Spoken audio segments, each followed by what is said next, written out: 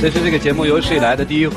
男生如果女生不愿意，请你把手放开。你那个时候的心被狗吃了，跟别的女人在一块儿，你有太多的机会可以悔改。当你想跟那个女人打电话的时候，你想想老婆，你就不会打。这一辈子过的就是那么点真情实意，如果连这点真情实意都没有，那就是畜生。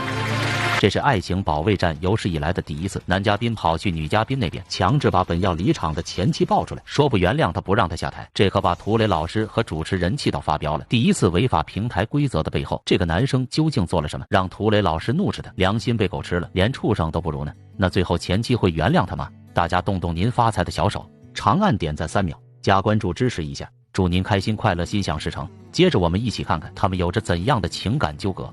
什么时候离异的？7月27。今天来是希望我今天向他再一次求婚，我希望他能跟我回去。男主人公小海32岁，来自湖南，是一名音乐培训老师。女主人公小杨27岁，同样来自湖南，也是从事音乐相关工作。女生一上台，赵川就了解到，她原本第一个孩子在6个半月的时候引产了，这对于妈妈来说是一个伤心的事情。现在的她是一名1岁半宝宝的妈妈，孩子子啊，母亲眼里都是眼泪。那他们为什么会离婚呢？接着女孩把真相一一说了出来，他背叛了我们的婚姻，他出轨了。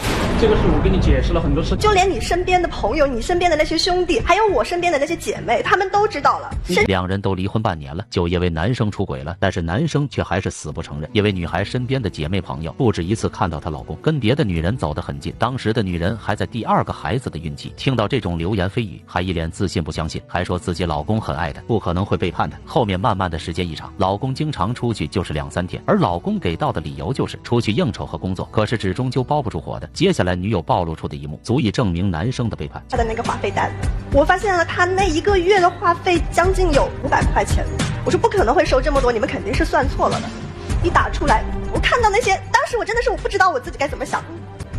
就那一个陌生的号码，频繁的通信，感觉好像他一天到晚都没有断。我们只是聊得来的朋友，一些投机嘛，可能是聊得多了一点。究竟是什么样的朋友能够通话费能达到500块钱，而且通话记录都是同一个陌生号码？面对这铁证如山的证据，男生并没有悔改之心，反而在狡辩就是好一点的朋友而已。除了热恋中的男女朋友，还有谁能够一天到晚腻在一起打电话发短信的？小杨本想着这个男生会是自己回家的男人，选择了原谅他。可这次原谅他也知道了自己有多傻。有一天我的那个朋友突然打了个电话过来，然后当时我们在看电视，怕影响他嘛，我就跑到那个洗手间里面去接电话，他就跟过来了，他就明明是做贼心虚，非说怕影响。什么样的电话不能当着妻子面接呢？平时业务上的来往根本不想要隐瞒，而这个电话给男生来了一个猝不及防，肯定是心里有鬼才会跑去厕所接电话。男子支支吾吾模棱两可，气急败坏的妻子一把抢过手机回了电话过去。接下来的一幕让全场都惊掉了下巴。那个女孩子直接就讲，她喜欢我老公，她也喜欢他，他们2个在一起有一段时间了。这是他讲的，不是我讲的。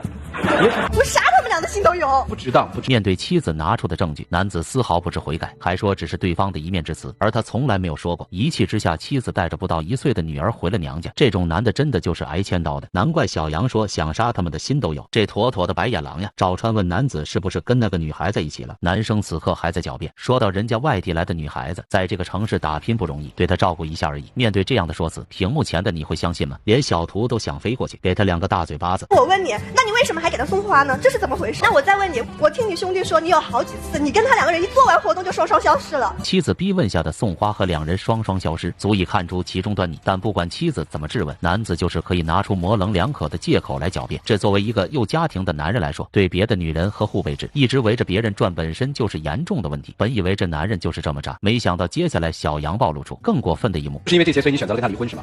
我已经原谅他过1次了，就在我第1个孩子那个时候查出来师傅比例的时候，我到医院里面去做了引产，医生的那个针打下去，我真的当时我的心情都快要崩溃了。我一个妈妈，我真的难以承受。偏偏在那个时候，我还在做小月，他竟然跑去跟他的前女友去幽会去了。妻子做引产后坐月子期间，发现丈夫和前女友藕断丝连，陪她过生日，还狡辩到前女友和她男友刚分手，需要有人陪。究竟是一个什么样的男人会这样去欺骗深爱自己的妻子？这不就是想吃回头草吗？还说的这么道貌岸然。接着一旁的主持人看不下去了，对老婆是薄，对别人是薄。我们只是朋友关系，我们真的没什么，只是朋友关系。那为什么我从你回来的行李里面，我发现了一张7天连锁9月的会员卡呢？你怎么解释？那我们的话去肯定得要睡觉啊，不可能说不睡觉啊。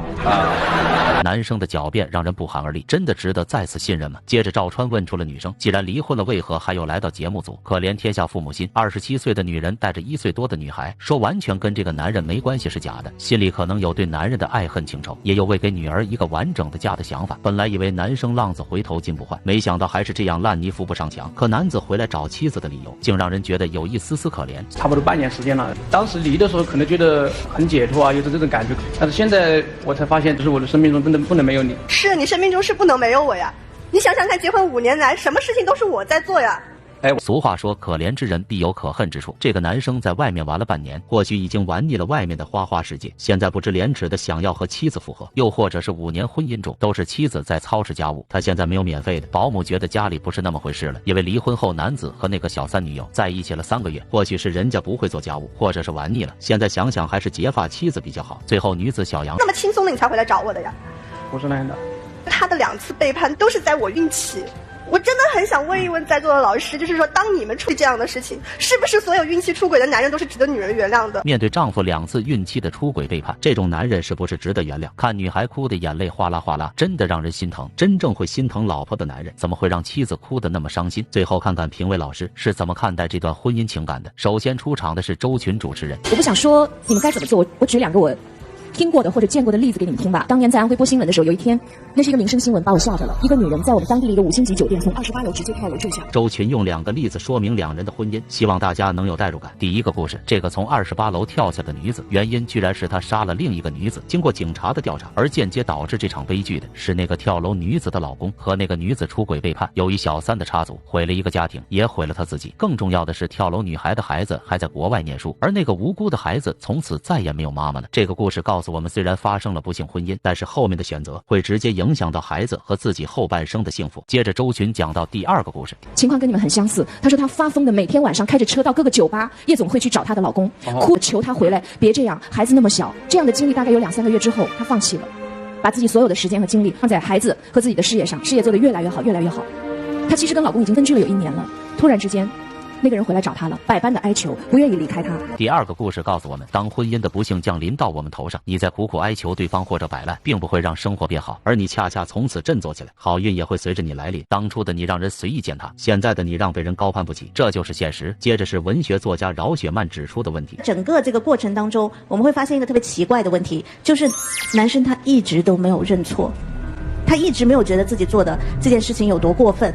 我现在不能去判断说你跟那个女生一定有什么样的关系。男生从头到尾都说来挽回妻子的，可是从台上表现看来，他并没有觉得自己丝毫的错误，反而在推卸责任，狡辩入巧舌如簧。这样男人真的值得再次原谅和托付吗？屏幕前的你觉得能原谅这种男人吗？男人就应该拿得起放得下，敢做敢当，这样即使做错了事情，也能让大家看到你的态度。接着是压轴出场的涂磊老师点评。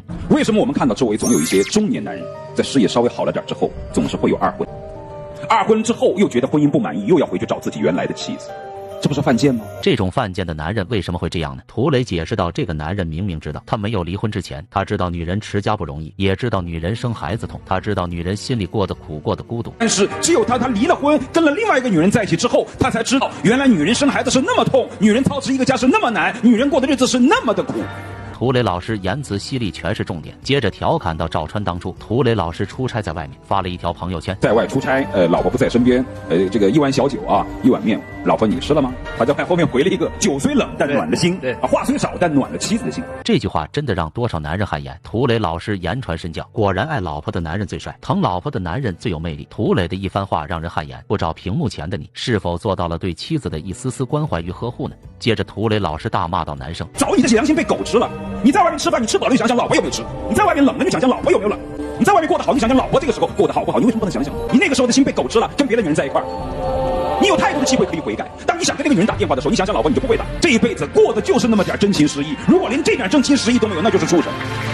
涂磊老师骂的简直太爽，真的大快人心。面对这种没有良心的男人，真的不值得被原谅，因为男子真的有好多的机会可以悔改。妻子一次次的原谅，他还一次次的背叛。果真俗话说，背叛只有0次和无数次，狗真的能改得了吃屎吗？接着涂磊老师说出了一句经典名言：好吃不过家常饭，知冷知热结发期。犯一次过错是暂时的遗憾，因此而错过是一辈子的遗憾。涂磊老师说到，这种男人真不值得被原谅，但是看到女生似乎很难过，也真心希望男生您能够从此刻拿出行动来证明你想真心悔改的诚意。因为在场所有嘉宾都对男生太过失望了，那你觉得他们最后会作何选择呢？你觉得女孩会原谅这个男生吗？让我们拭目以待。很久没这么叫你了，我今天有勇气站在这里，我觉得刚才那个老师说的很对，就是说作为男人嘛，就是要敢担当，既然自己敢做就敢承认。哎，每天回到家里面看到空荡的房间里面，然后以前都有你啊，有仔仔啊，我现在一个人回的时候，就觉得自己真的混蛋。看到仔仔的面子，希望你能够给我一次机会。我是真的觉得我的生命中，我是真的还是爱你，我不能没有你。真情60秒，男生哀求忏悔，求妻子再给他一个机会。两人交换了秘密箱，走出了这个舞台。本以为故事就这样结束了，没想到接下来的一幕让全场不淡定了。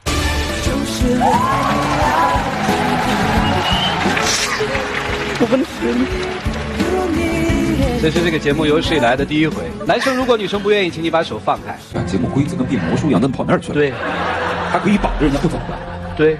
当全观众和嘉宾都认为女生不会出来的时候，没想到女子被前夫强行抱了出来。原来在后台，男生违反节目规则，私自跑到前妻那个门，跪求妻子再给一次机会。当大米缓缓打开，哭到撕心裂肺的妻子被男子抱出来了，这可把主持人和涂磊气坏了。尽管如此，事情都已经这样了，涂磊见女人心软，于是让主持人给了男生最后一个机会。你写的一首歌曲，希望你能够感受到我对你的爱，我真的希望你能够原谅我，让我们回到曾经的爱情岁月里。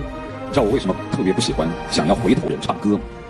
因为我觉得唱歌这个方式最没有诚意，又想用那些原来追女生那种花招来挽回别人对自己的原谅，对吧？对，被风吹过的时光里隐藏的思念，岁月静好，一切都是真实的。白天、黑夜不断的变动，风花雪月替代不了相默相伴。可是还有一点，本来女子是来和前夫做一个了断的，但是现在男生给前妻写歌，歌词还是那么的有感悟。涂磊亲密额一笑，就知道拿当初追女孩的那一套来套取女人的欢心。看到出来，此时的女人已经再一次被男人的花言巧语动心了。那女孩最后的选择会是如何呢？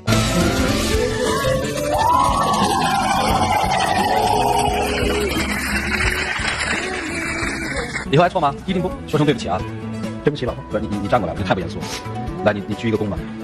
就是他觉得他特对不起你，你觉得他可以抬起来了吗？你就让他抬起来。果然如此，最后女孩还是选择原谅了前夫。赵川还调皮道，让男生一直鞠着躬，妻子不让起来就不准他起来。这一幕太不可思议了。采访观众的时候，很多女孩都说男生以后还会再次出轨，但也有女孩看出了妻子对前夫还有感情，以泪洗面足以看出伤的有多少，爱的就有多深。不管怎么样，既然是小杨自己的选择，希望他以后不会后悔，也希望男生从此好好对待眼前这个伤痕累累的女人。大家觉得男子会改过自新吗？或者有什么想说的话，在评论区留言讨论。今天的故事就到这里，我们下期再见。